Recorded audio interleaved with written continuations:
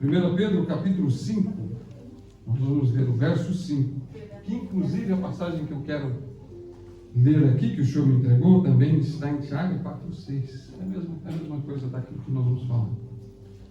1 Pedro capítulo 5, verso 5 diz o seguinte: rogo igualmente aos jovens, sede submissos aos que são mais velhos, outros sim, no trato de uns com os outros, cingidos todos de humildade, porque Deus resiste aos soberbos, contudo aos humildes concede a sua graça. E Tiago 4,6 vai falar a mesma coisa, que Deus resiste aos soberbos, dá porém maior graça aos humildes. Amém? A igreja pode aceitar no Jesus. Glória a Deus. Culto de gratidão. Se por acaso for muito rápido, você faz o sinal, tá? Culto de gratidão ao nosso Senhor. O que impede a nossa gratidão? O que nos impede de reconhecermos o que o Senhor fez, tem feito, e ainda, se tivermos a misericórdia e graça do Senhor, fará em nossa vida? Enquanto eu estava na semana retrasada, antes de vir ao culto, nós temos por hábito orar por precaução de ser de casa. Eu creio que todos os irmãos façam, a pedir: Senhor, nos guarda nossa família, nos guarda nosso caminho. E durante a oração o Senhor me havia dado uma palavra. Ele foi tão forte que eu escrevi. Eu até cheguei naquele domingo aqui na igreja pensando: o pastor vai me convidar para o próximo domingo a pregar. Creio. Não me convidou. Eu deixei lá. Aí domingo passado o pastor falou assim: semana que vem a responsabilidade está contigo, tudo bem? Falei: amém, pastor, deixa comigo. E a palavra queimou no meu coração. Eu disse: sim, é essa aí que o Senhor me entregou durante a oração, é essa palavra que eu preciso entregar à igreja. A palavra do Senhor nos fala aqui nesses versos que o Senhor não gosta de orgulho. Por que será? Eu gosto muito de fazer pergunta no sentido de entender por que Deus tem ódio de orgulho. Por que Deus não gosta da soberba? É importante entender, porque senão a gente não avança sem entender uma coisa simples às vezes. Por que Deus tem a raiva do orgulho? Por que Deus não gosta? Será que Deus só tem um problema com isso ou há uma base verídica nisso? Então, para entender melhor o que é orgulho, nós precisamos tirar alguns exemplos, algumas facetas, algumas características que explicam melhor o que é orgulho, para a gente entender melhor. Porque por vezes a gente crê que orgulho é só uma pessoa que anda com pose ou algo do tipo, e não necessariamente uma pessoa que anda com pose. Eu falo até questão de elegância, às vezes, é necessariamente orgulhosa. Assim como humildade não é uma pessoa pobre, é uma pessoa que em seu coração age dessa forma. Então, como entendemos? Meu filho vai ter trabalho com os versos, eu peço que você coloque aqui. 2 Crônicas 26. Do 1 ao 15, em 2 Crônicas 26, os irmãos não precisam abrir, nós vamos dar uma boa passeada em muitos versos da Bíblia. Fica aqui no telão para vocês entenderem. Conta a história do rei Uzias, filho do rei Amazias. Rei Amazias era um rei que andava segundo a palavra do Senhor. Ele temia o Senhor e andava reto. E o rei Uzias, filho dele, não fez diferente. E do verso 1 ao 15 fala em como ele se dispunha a servir a Deus. Ele edificou torres nas regiões dos inimigos, inclusive, guerreou, honrava a Deus, instruiu o povo a buscar a Deus, e Deus deu-lhe graça. Deus teve misericórdia com ele e o fortaleceu. E aí, fala inclusive que ele era amigo da agricultura, quer dizer que ele tinha tato pelo trabalho com terra, com plantio, esse tipo de coisa. Por conta de Deus agir na vida de um cidadão desse, que até esse momento era humilde, prosperou. Mas no verso 16, coloca lá no verso 16, vai falar uma coisa muito trágica, que, mas havendo-se já fortificado, exaltou-se o seu coração, até se corromper. Primeira característica do orgulho é a arrogância, é a prepotência, é a pessoa que acha que é alguma coisa pelo aquilo que recebeu, que acha que é importante pelo cargo que recebeu, pelo poder, pela autoridade, pelas posses, e julga que por causa da sua posição, ela tem agora domínio sobre os outros. Esse rei, ele era rei. Ele entrou dentro do templo para oferecer sacrifício, mas ele não era sacerdote. Mas achava que por ser rei, não, eu tenho poder, eu posso fazer o que quiser. Eu posso fazer sacrifício, eu posso fazer oferenda a Deus. Quando ele entrou lá, o sumo sacerdote resistiu, e outros 80 sacerdotes juntos resistiram. Falaram assim: ó, isso que você está fazendo não é correto. Isso que você está fazendo não é bom, não vai ficar bom diante do Senhor. Dos 16 ao 19 fala isso. E aí ele se indignou no coração dele. Não, onde já se viu? Eu sou rei, eu posso fazer. E aí, pela teimosia dele, Deus fez brotar na testa dele lepra, e da testa se espalhou por todo o corpo, ele ficou branco de lepra.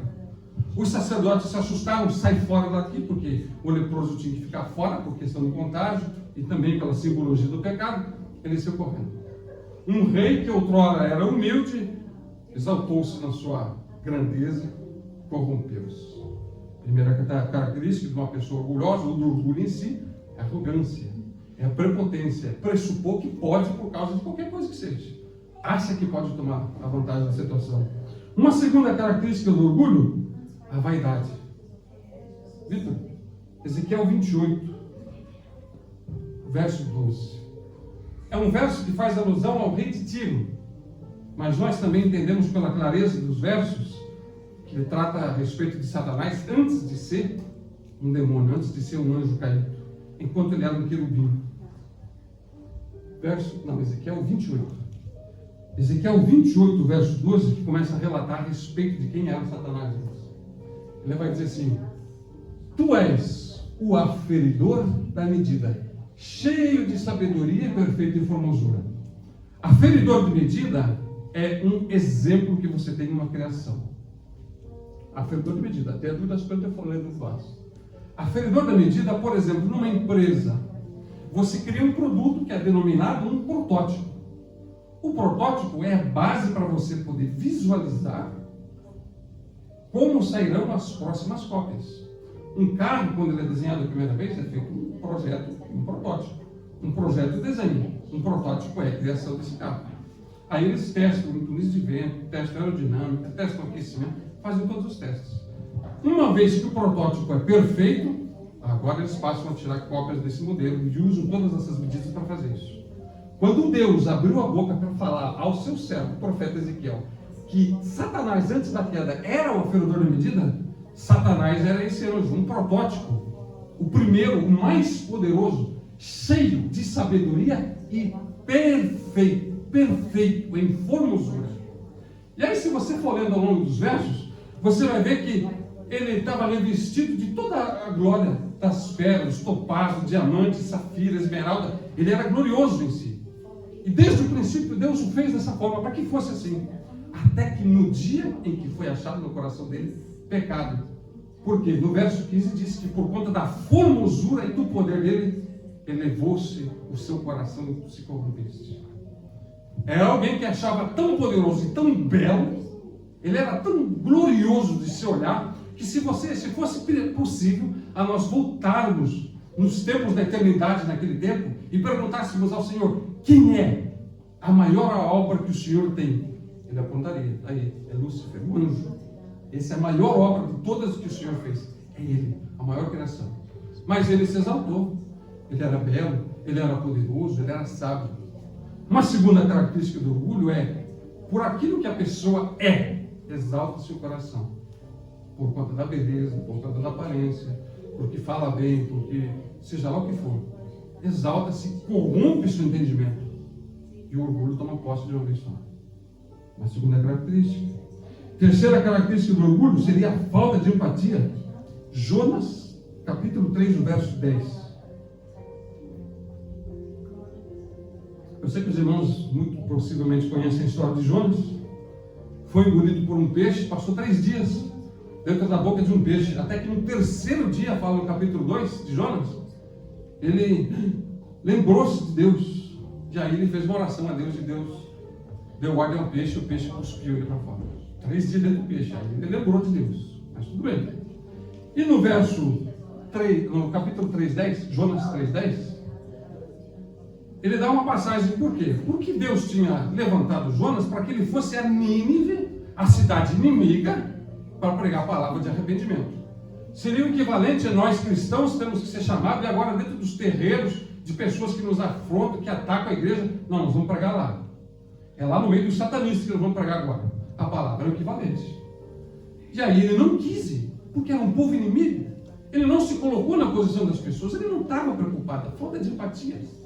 E aí, por conta disso, Deus o fez no peixe, colocou no peixe. Fala, inclusive, no capítulo 2, que a cidade tinha a distância, o tamanho, digamos, de 3 dias de caminhada. 1 dia e meio, Jonas passou correndo na cidade e pregou a palavra. Imagina como é que é você escutar a pessoa correndo, se arrependa porque vai morrer. Você não escutou mais nada, já sumiu o cidadão na corrida. Passou correndo. Mas a palavra teve tanto poder que o povo que escutou, quando chegou no ouvido do rei, o que ele fez? Até os animais ele botou em jejum. Todos. Não teve ninguém que ficou fora de jejum. E aí no verso 10, Jonas tinha saído da cidade, parou de frente ao portão da cidade, subiu como que no topo de um morro e ficou esperando. Vou ver Jeová destruir esse povo. Vai morrer todo mundo. O que ele fala? E Deus viu as obras deles. O povo que havia se feito agora o jejum, como se converteram do seu mau caminho, e Deus se arrependeu do mal que tinha dito, eles fariam, não fez o próximo verso? Aí aqui, ó, mas desgostou-se Jonas extremamente disso, e ficou todo ressentido. Ele achou que era digno, que era justo ficar com ira. Não, porque esse povo tem que morrer. Onde já se viu, Jeová vai ter misericórdia dos nossos inimigos? Aonde já se viu? Falta de empatia. Não se colocou na posição das outras pessoas. Ele achou que aquele povo era dele. Ele achou que ele tinha poder sobre um povo que não era dele. Filhos que ele não teve. Criações que ele não fez. Pessoas que ele não alimentou. Era só para ele fazer uma mensagem. Mas ele não quis fazer isso. Deus gostou-se tanto que se ira. E aí os próximos capítulos é Deus e Jonas conversando. Mas no final do capítulo 4 de Jonas, não sabemos como Jonas terminou a história. Falta de empatia. Uma pessoa que não consegue e não quer se colocar na posição dos outros. Orgulho. Uma quarta e última característica, para a gente não falar muito de algo tão ruim assim, teimosia. 1 Samuel 15, os versos 17 e 21.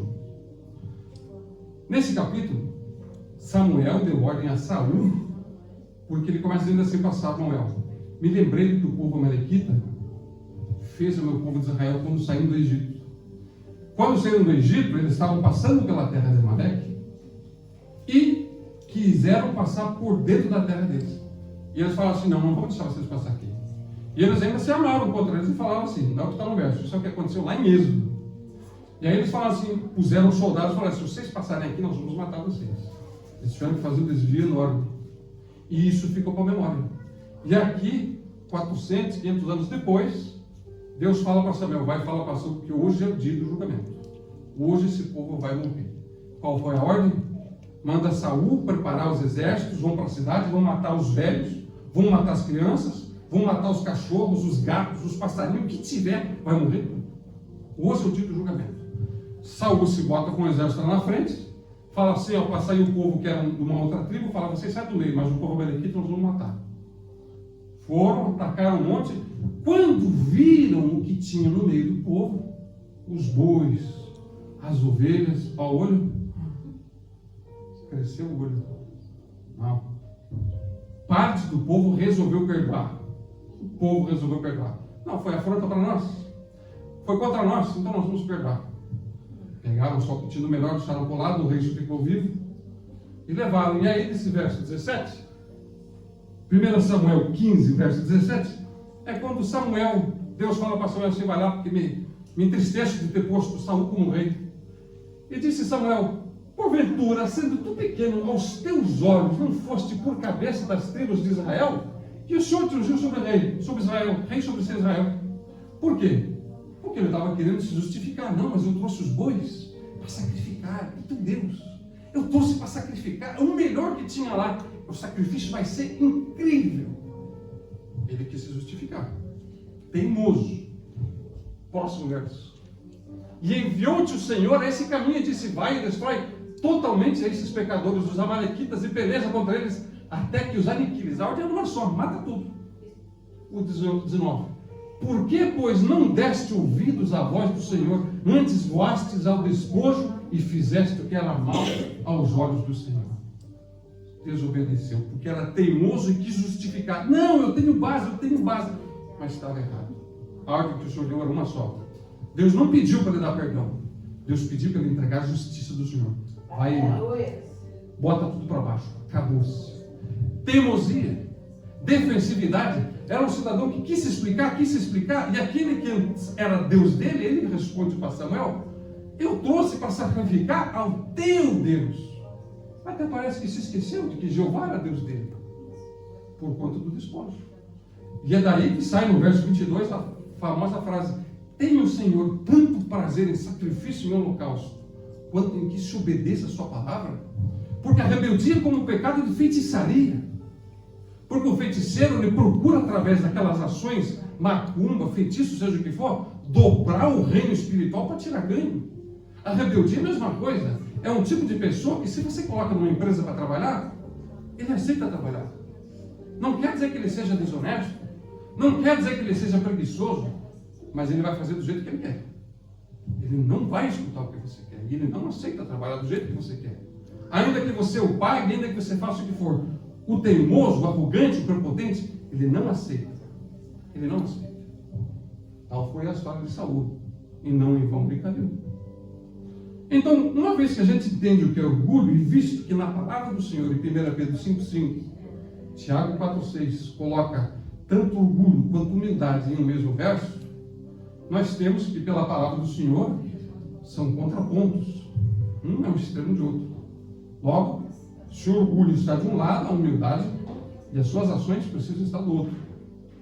Então, o que é de fato humildade? Humildade não é agora nós passarmos fome.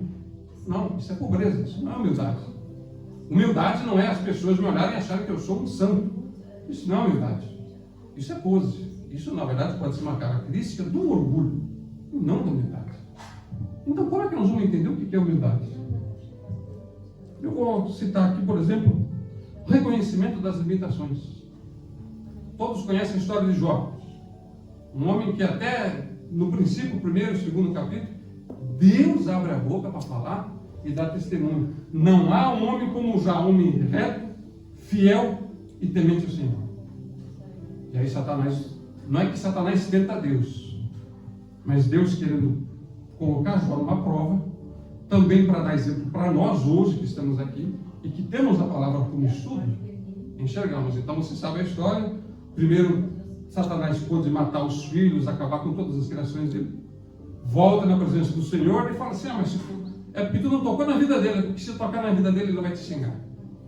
E aí Deus fala para ele assim: então tá bom, faz o que quiser, só não toca na vida dele.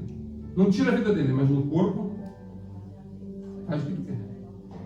E aí bota uma peste, uma doença, não dá nome que doença seria essa, mas é tão horrível que alguns amigos escutaram. Ele faz beldade, esqueci o nome do outro cidadão, ouviram falar: olha, Jota, nossa, está sendo tão horrível, vamos visitar ele.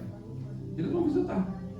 Quando chegam lá e veem Jó sentado nas cinzas, com um casco de telha, coçando e arrancando as escamas pela podridão da doença, eles ficam 7 dias chorando e lamentando, pranteando ao lado do amigo, porque nunca viram uma coisa daquela. E aí começa, depois do 7º dia, Jó começa a reclamar. Até ali Jó não tinha aberto a boca para falar nada, não tinha feito um pecado, mas ele começou a reclamar. E murmurando, começa a amaldiçoar o dia que ele nasceu, maldito o dia que eu nasci, que tivesse morrido todas as mulheres, que não tivesse dado luz a um filho. Por que nasceu um filho naquele dia? Por que eu nasci nessa vida? E começou a reclamar. E os 3 que estavam juntos achavam que ele era pecado. Que uma pessoa que padece problema, ela é pecadora. Então ela fez uma coisa errada. Até ali Jó não tinha pecado. Mas você vê no capítulo 30 e depois do 32, Jó começa a falar assim, principalmente no 32, do 3 por diante, se não me engano, ele começa a falar assim: porque antes os ricos, os jovens, as crianças, os pobres, aonde eu passava, eles paravam, eles me cumprimentavam, eles se curvavam. E agora, eles nem para mim cuspir no chão onde eu passo, eles fazem isso. Tão imprestável que eu sou. Ele começou a se achar santo, justo demais. E foi falando, até que Deus aparece no meio da história e dá-lhe uma lição de moral e enche ele de perguntas. E aí chega em Jó, capítulo 42, verso 1. Livro de Jó, capítulo 42, verso 1, é quando Jó tem a possibilidade de retomar a palavra de novo, diante da presença do Senhor, que o havia inquirido com muitas perguntas. Então respondeu Jó ao Senhor e disse: próximo. Bem sei eu que tudo podes e nenhum dos teus pensamentos pode ser impedido. Quem é aquele, dizes tu? Isso é tu, Deus, que sem conhecimento encobre o conselho. Por isso falei do que não entendia, coisas que para mim eram maravilhosíssimas e que eu não compreendia. E o verso 4: escuta-me, pois, e eu falarei. Eu te perguntarei e tu me ensina. Sabe o que é a característica essa da humildade? É um cidadão que reconheceu que tinha limite. Ele reconheceu que ele não era pau para toda obra. Ele reconheceu que ele era incapaz de seguir adiante. Porque todos temos limites. Nós, no momento em que chegamos no limite, às vezes, por causa do mundo, queremos mostrar: não, eu não erro, eu não caio, eu estou tudo certo. Não, nós temos limites. Ele reconheceu. Poderia ter padecido se não tivesse tido esse tipo de ação na presença do Senhor. Jeová poderia ter fulminado, mas ele reconheceu no seu coração que ele tinha seus limites. Fala tu, e eu vou ouvir. Tu vai me ensinar, e eu vou aprender. É o sentido de dizer assim: não é quem você é. Não é porque vem um doutor a me ensinar. Qualquer que seja a pessoa, para você, para qualquer um. Essa é uma orientação da palavra. A pastora leu a palavra introdutória, o que Jesus falou. Ainda que venha uma criança, se tiver algo de ensinar, ou se não tiver, escute de igual modo. Porque nós também fomos crianças. Nós também tínhamos, quando crianças, anseios de sermos ouvidos. Assim também as crianças. Não, o fato de não ouvir já desonra uma criança. Então você vê a quantidade de coisas que você tira disso. Uma segunda característica da humildade seria o desapego. 1 Samuel, capítulo 16, o verso 18. Nessa passagem, não é Davi falando. Saul estava possesso. Tinha demônios já incomodando a vida dele. E aí, os servos falaram que ele estava querendo alguém que tocasse harpa, louvasse a Deus, para que esses demônios se acalmassem nele. E aí, os servos aqui dão um testemunho de Davi. Eis que tenho visto um filho de Jessé, o benelita, que sabe tocar, é valente, animoso, homem de guerra, sisudo em palavras e de gentil presença.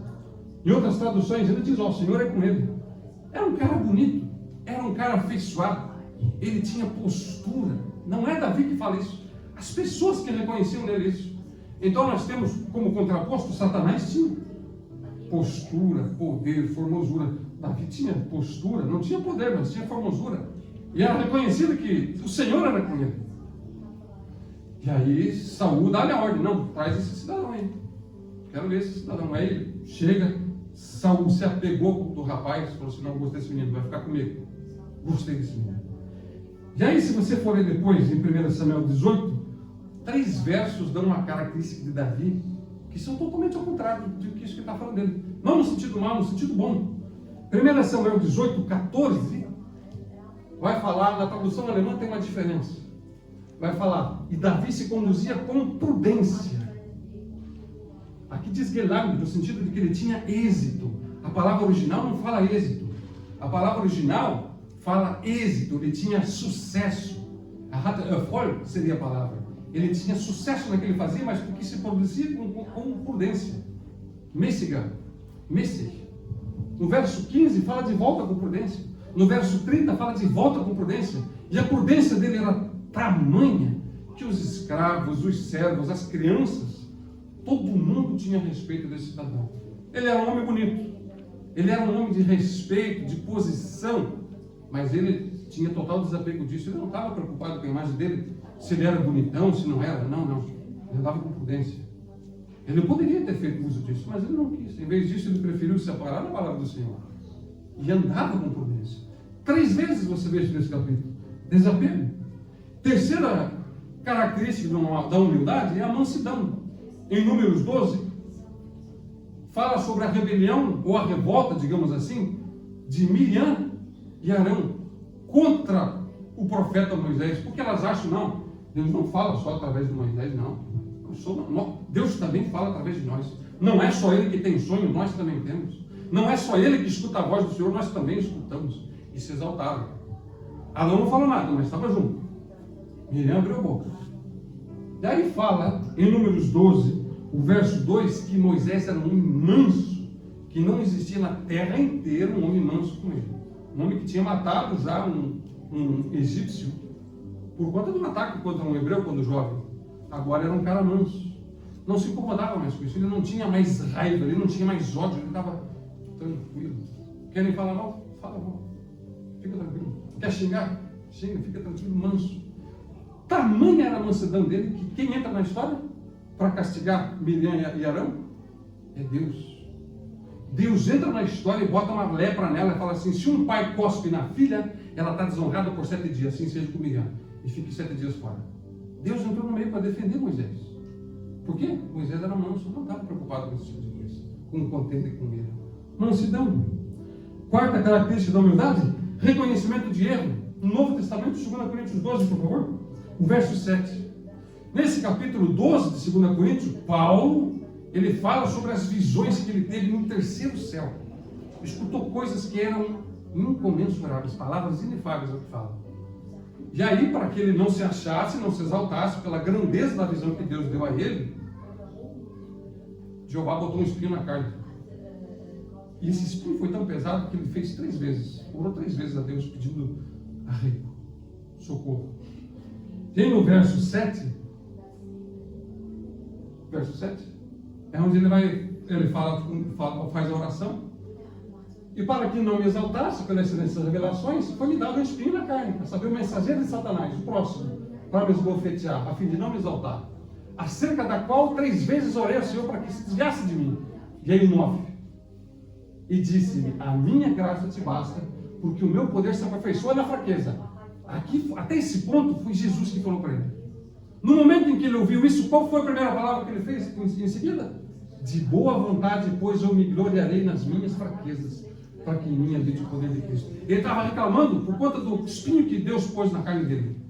E assim que Deus falou para ele assim: a minha graça te basta, porque o meu poder se aperfeiçoa na fraqueza, ele mudou a conversa, sintonizou a rádio, não. De muito bom grado, eu vou me alegrar quando as dificuldades vierem. Ele foi um cidadão que reconheceu que havia errado, porque não foi dado em vão o que Deus colocou no caminho dele. Uma última característica, e essa aqui não precisa de verso nenhum: a gratidão, um culto de gratidão. Toda vez que Jesus pegava num pão para dividir, o que ele fazia? O que fala a palavra? Tendo dado graças, partiu o pão. Tendo dado graças, partiu o pão. Tendo dado graças, partiu o pão. Jesus é nosso exemplo máximo. Por que a humildade e orgulho são coisas tão preciosas para se entenderem e a humildade tão necessária para se praticar? Gênesis 13, verso 1. Conta a história de Abraão e Ló. Ainda era Abraão. Deus deu a ele uma ordem: sai da tua terra, sai da tua casa, da tua terra, da tua parentela e vai para uma terra que eu te mostrarei. Gênesis 13. E aí, ele obedeceu e pegou junto o sobrinho Ló para cuidar do sobrinho. Só que eles começaram a crescer tanto, eles tinham tantos pastores, tanta criação, que começou a haver contenda entre os pastores deles. E chegou ao ouvido deles. E aí você vê adiante, no verso 7, Abraão chama a Ló para conversar e fala para ele assim: não seja assim entre nós, porque nós somos familiares, nós somos irmãos. Não seja assim junto conosco. Vamos fazer assim? Você vai para a direita, eu vou para a esquerda. Pegamos as nossas coisas. Se você quer ir para a direita, eu para a esquerda. Se tu quer para a esquerda, então eu vou para a direita. O que ele está dizendo com isso? Ele está dizendo com isso que ele tinha uma promessa do Senhor. Tendo uma promessa do Senhor, ele não se incomodava com isso. Aí no verso 7 fala isso. Aí no 8, não haja contenda, que foi justamente o que eu falei. 9, acaso não está diante de ti toda a terra? Olha, não tem espaço para nós dois. Não precisamos contender. Não precisamos discutir, brigar, criar problema. Nós somos familiares, nós somos irmãos. Muito mais nós aqui que somos lavados e comprados pelo sangue de Cristo, dos que são. Peço-te que apartes de mim. Se fores para a esquerda, irei eu para a direita. Se fores para a direita, irei para a esquerda. Esse cidadão é um cidadão humilde. Prova-se quando você vê Ló, no verso 10. Levantou Ló os olhos e viu toda a campina do Jordão. O orgulhoso precisa analisar: será que eu vou ter lucro com isso? Precisa ver: será que vale a pena mesmo? Que lado eu preciso ir? Quem anda por fé não importa se vai no deserto, se vai no mar, se vai em Marte. Aleluia. Não importa. Mas quem não anda por fé anda pelo olho, anda por vista. O orgulhoso é assim. Em Isaías 64:8, o profeta vai dizer assim: nós somos o barro, tu és o oleiro. Sabe o que é a característica de um orgulhoso e de um humilde? O orgulhoso, ele é um barro duro, um barro seco. Ele é inflexível, ele é uma pedra na mão do Senhor. Não tem como trabalhar facilmente, tem que quebrar. É por isso que um orgulhoso geralmente é quebrado, sofre. Esses testemunhos de gente sem perna, sem olho, sem boca, sem língua, seja lá o que for, de gente que perdeu tudo que tinha. Pedra, orgulho puro. Os outros testemunhos dos que vêm pelo amor, somos humildes, somos barro mole, flexível. Escutou a voz do Senhor, amém, Senhor. Ô Senhor, eu não sou nada mesmo. Humildade. Abraão não queria saber o que tinha na terra, ele queria saber de Deus. Não, Deus falou para mim ir. Ele não falou se eu tinha que ir para a esquerda ou para a direita. Vai tu para o lado que tu quer, eu vou, porque Deus está comigo. Humildade, flexibilidade. Ouvia a palavra do Senhor e obedecia. Essa é a humildade. Nós não podemos andar como Ló andou. Não podemos andar tendo atitudes de orgulho. Porque uma vez que o pecado foi manifesto, e uma vez que nós, nascidos na carne, porque nós somos carne, também herdamos a herança do pecado, nós temos agora que, uma vez que temos sido ressuscitados em Cristo, uma vez que recebemos o Espírito Santo, nós temos agora a capacidade de suprimir, de calar a voz do orgulho em nós. É uma luta diária. Não é uma coisa que você vai fazer hoje na igreja e pronto, hoje eu fui humildão. Uau! E amanhã também estou humilde. Mentira. A humildade é algo que você tem que se esforçar para fazer. O orgulho você não precisa fazer nada. Só olhar torto, falar torto, pronto, já demonstrou orgulho. Agora, humildade não. Humildade é quando doeu no seu coração. A palavra que você recebeu, você não gostou. Mas você não fala nada. Você se aquieta, porque no seu coração não é mais o seu eu que está sentado. Por exemplo, num reino, quem assenta-se no trono? No reino. Quem senta no trono no reino? Se vai entrar um outro rei, ele senta no colo do rei que está lá? Não. Ou o que está lá depõe-se, resigna a posição, ou não vai ter conversa. Na nossa vida, no trono da sua vida, não é o teu eu que tem que estar sentado, é Jesus que tem que estar sentado nesse trono.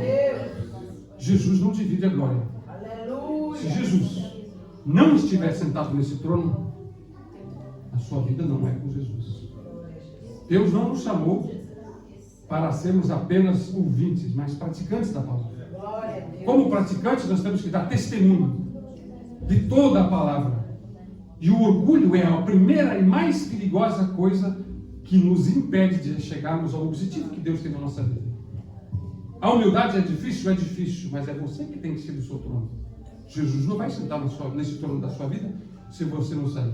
De modo que nós podemos resumir que o orgulho é o eu sentado no trono. O humilde é o Senhor sentado nesse trono. Não é mais a minha vontade, é a vontade do Senhor. Porque nós ressuscitamos com Cristo. Não o que nós falamos, não o que vocês falam. Eu creio que todos leiam a palavra. Dos que leem, eu creio que você entenda o que você está lendo. Então, se você crê e entende o que você está lendo, por que você não pratica? Em Mateus 11:25, e aqui eu encerro, justo numa citação essa, como também houve aqui hoje na palavra introdutória, Jesus se regozijou-se. Jesus teve alegria no coração. Mateus 11:25 diz assim: por aquele tempo exclamou Jesus: graças te dou. Olha, nem era partir do pão, ele estava dando graças. Graças te dou, ó Pai, Senhor do céu e da terra, porque ocultaste estas coisas aos sábios e instruídos e as revelaste aos pequeninos. Sim, ó Pai, porque assim foi do teu agrado. Tudo me foi entregue por meu Pai. Ninguém conhece o Filho, senão o Pai. E ninguém conhece o Pai, senão o Filho, e aquele a quem o Filho quiser revelar. Eu vou fazer uma pergunta e espero que vocês não sejam honestos. Dos que leem a Bíblia aqui, você entendeu, quando você medita na palavra, você entendeu o que você leu? Eu peço que os irmãos levantem a mão. Vocês entendem que Jesus é Salvador? Sim ou não? Glória a Deus. Sim. Aleluia. Você entende que a palavra do Senhor é o nosso manual? Sim. Amém. Sabe o que Jesus está falando aqui? Que estas coisas nos foram reveladas pelo Pai. Porque nós somos quem? Os pequeninos. Nós não somos os grandes. Nós não somos os heróis, nós não somos os melhores. Nós somos tão inúteis nesse mundo e aos olhos do mundo que Jeová nos escolheu. Porque não fostes vós que escolhestes ao Senhor, mas Ele que escolheu a vós e vos nomeou para que fosse, que dessem fruto, a fim de que o vosso fruto permaneça, e tudo quanto em nome de Cristo pedirem, aconteça. Mas sem Jesus na tua vida, não vai adiantar. Não se exalte, se é esse o seu caso, pelo que você acha que é, pelo que você acha que você recebeu, porque isso não é nada na presença do Senhor. Nada do que você tem, nada do que você acha que você sabe, serve para alguma coisa. Sabe por que Deus lhe escolheu? Por que Deus lhe chamou? Por que Deus revelou Jesus a você? Porque Ele quis e porque Ele te ama. Não é para que você se exalte, mas é para que no momento em que Jesus se sentar no trono da sua vida, você reconheça a sua dependência. A gratidão só vai vir de verdade quando o teu coração for aberto a reconhecer que até hoje, até o dia de hoje, foi o Senhor que nos ajudou. Ebenezer, porque até aqui nos ajudou o Senhor. É o Senhor que nos tem ajudado, e só reconheceremos quando nós tirarmos o nosso Senhor do caminho.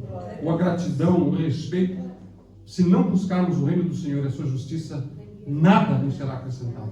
O próximo ano está para começar. Deus não depende de final de ano, 26, 27, 2072. Isso não importa, pessoal. O que importa é o hoje. Faça com o seu hoje o melhor que você pode, porque o hoje está para acabar já. Mas o amanhã começa novo. Se porventura você tiver viver amanhã, pratique de novo a mesma coisa. Na terça a mesma coisa e assim por diante. Mas nunca se exalte achando que você é alguma coisa, porque a tua glória é poder dizer diante de todas as pessoas, ainda que vocês não creiam, ainda que vocês não ouçam, Jesus é o meu Senhor, eu o conheço. Se vocês não querem seguir, eu vou seguir. Jesus é a nossa glória. Amém, irmão?